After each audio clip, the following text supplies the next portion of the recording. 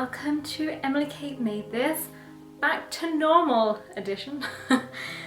Technically, is it back to normal? I don't know. I'm thinking I might just make this all about this beauty that we have here.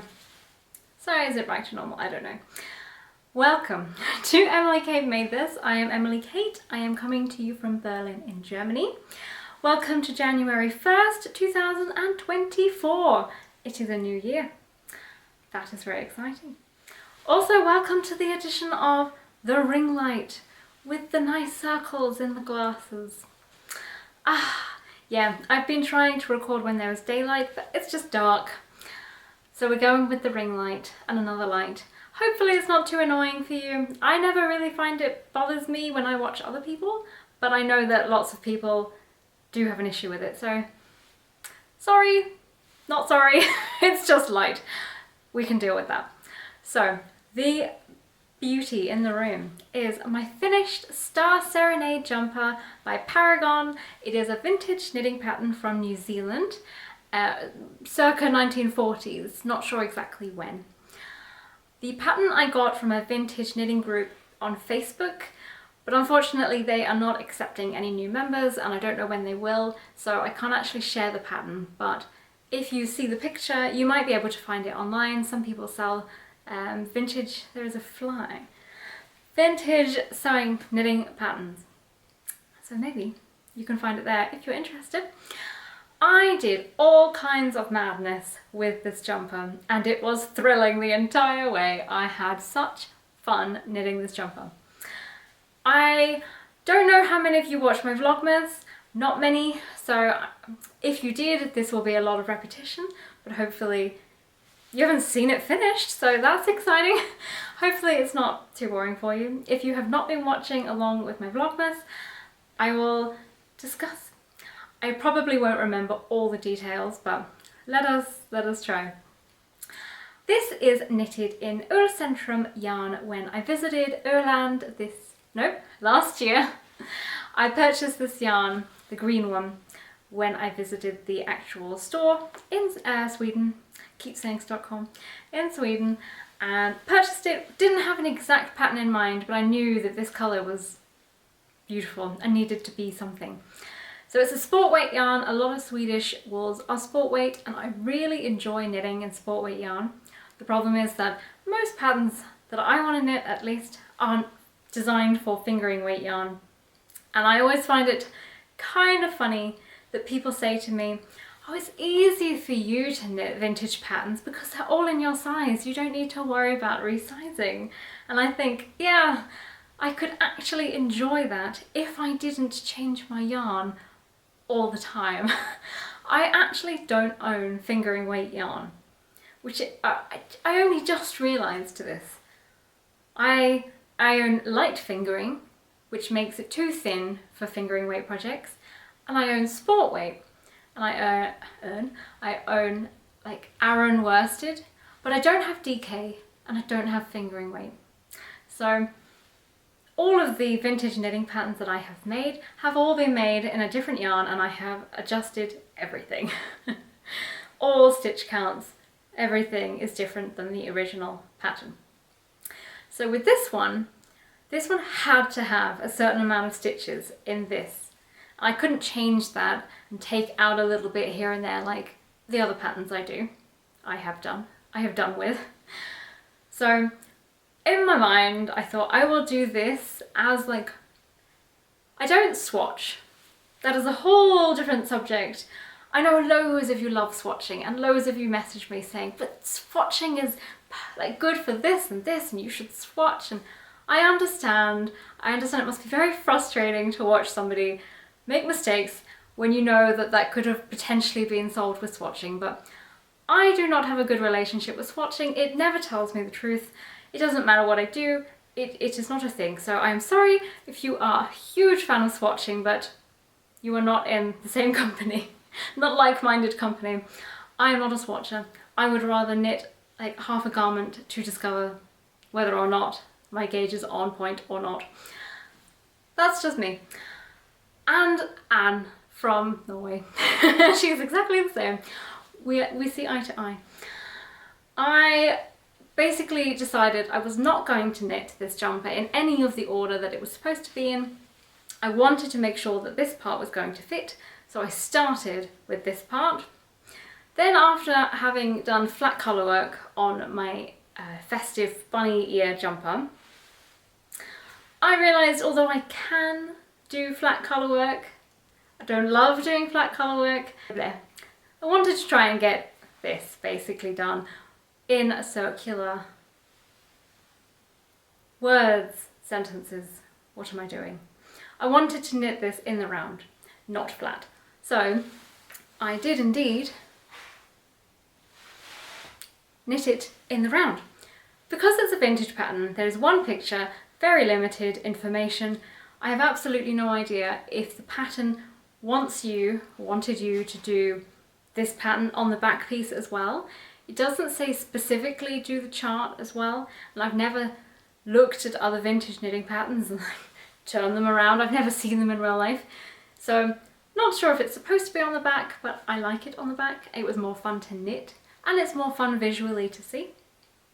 So I cast on a provisional cast on, which is one thing that I am slightly annoyed about. It is still kind of visible sometimes. I've blocked this, but I will block it again and, like, I don't know, add some more wool wash. Hope that it kind of blends in eventually.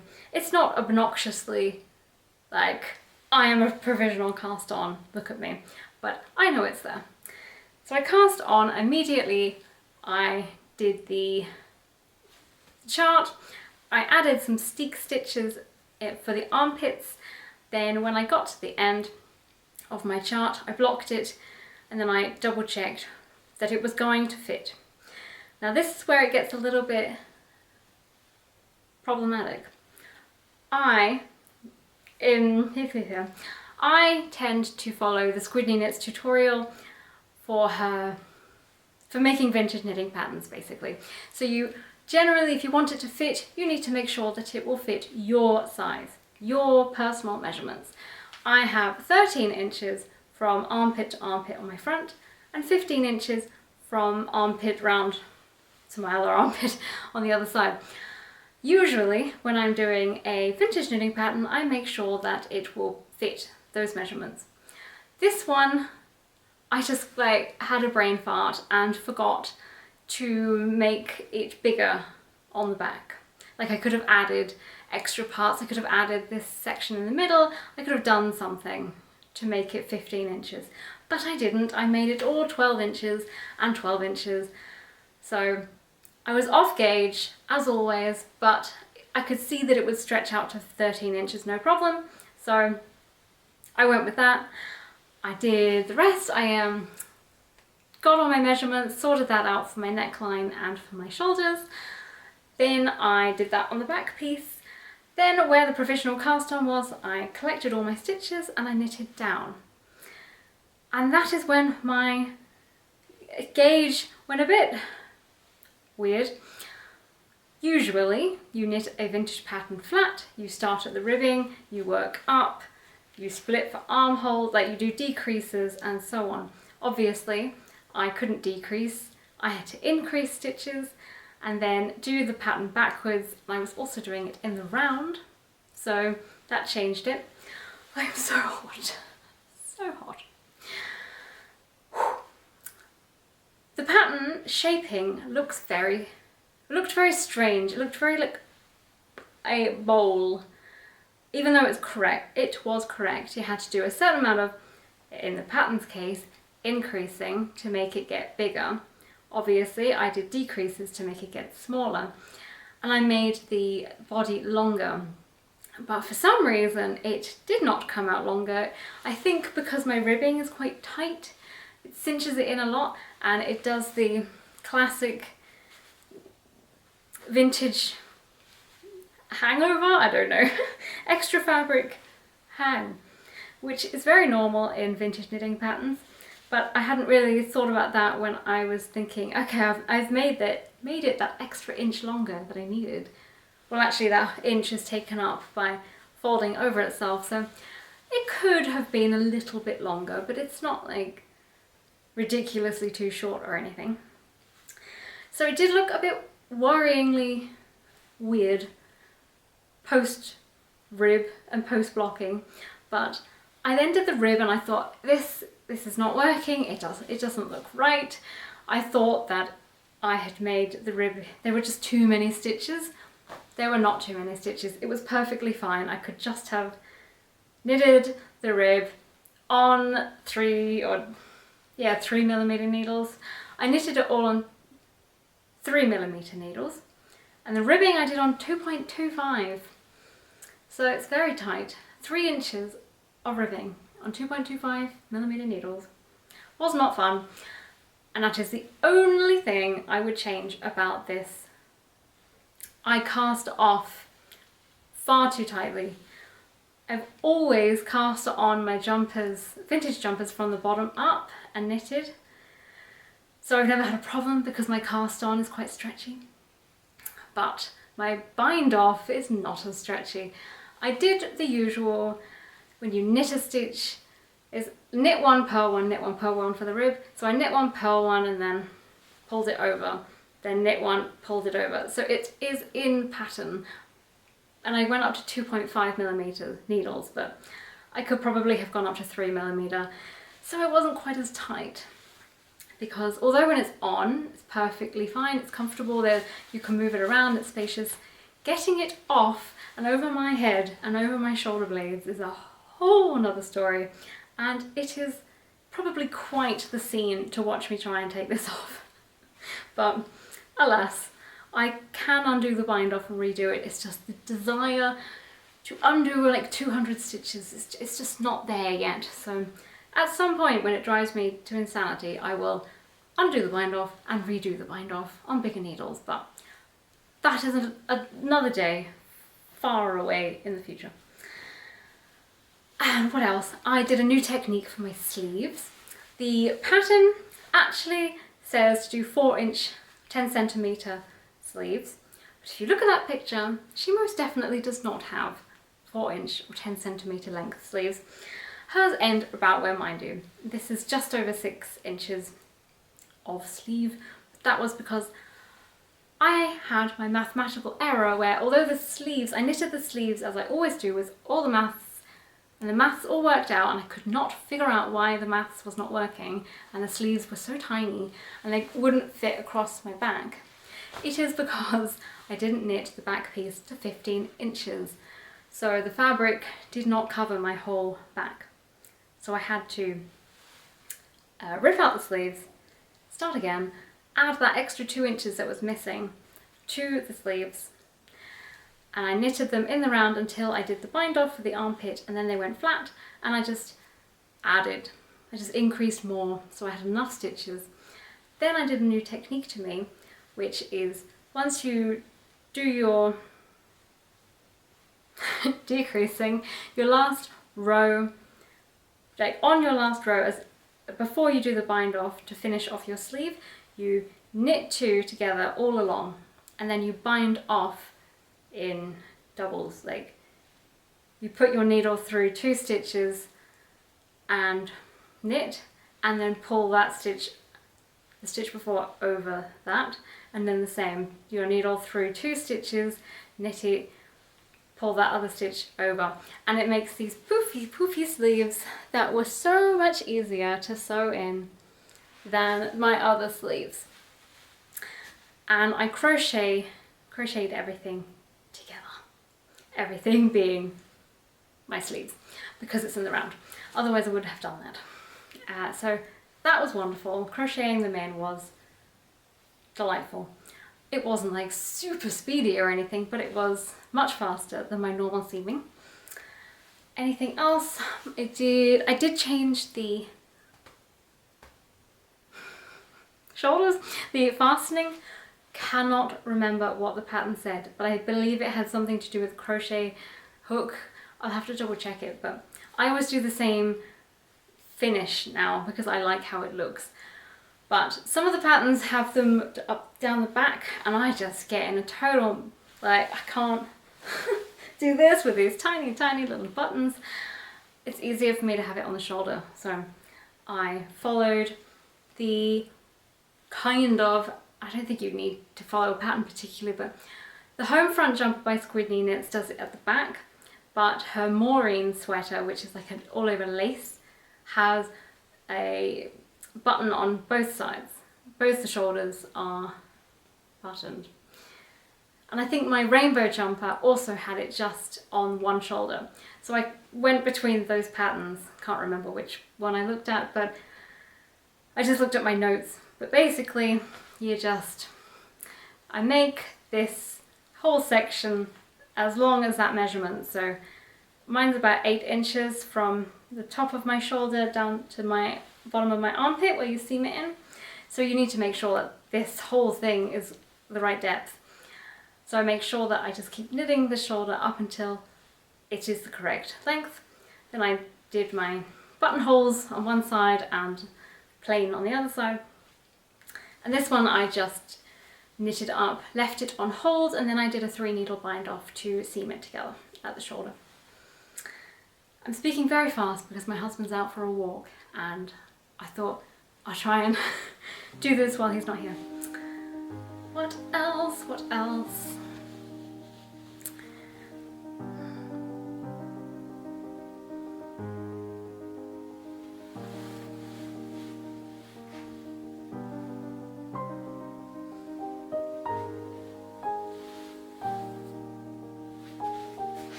I'll try and insert some other footage with all of me, but so yeah, I'm very happy with it, and I finished it in time for New Year, so yay, that was my goal. And I did in fact wear it. Not that I went anywhere or did anything, but you know, I wore this masterpiece. I am so happy with it. It's one of those jumpers that I just saw and thought, I need this, I want it, this is happening, I'm making this. There's a lot of them that I think that's very nice and I save them into my folder, but then I don't actually like remember them or get the motivation to do them. And this was a definite like, I am doing this. And then when I found out it was a New Zealand pattern, I wanted to do it even more because I lived in New Zealand and I don't know, I enjoy having some kind of connection to something. Get me through life. So I think I will wrap it up there because I'm overheating and my husband will be back any moment. But that is the lowdown on this jumper. I'm very, very happy with it. So I hopefully have added some footage, or will add some footage, for you to see the whole sticking and sewing and all the things. But ta-da! Happy New Year everybody. I hope you have a very good start to your new year and I shall see you very, very soon. Thank you for watching. Bye bye.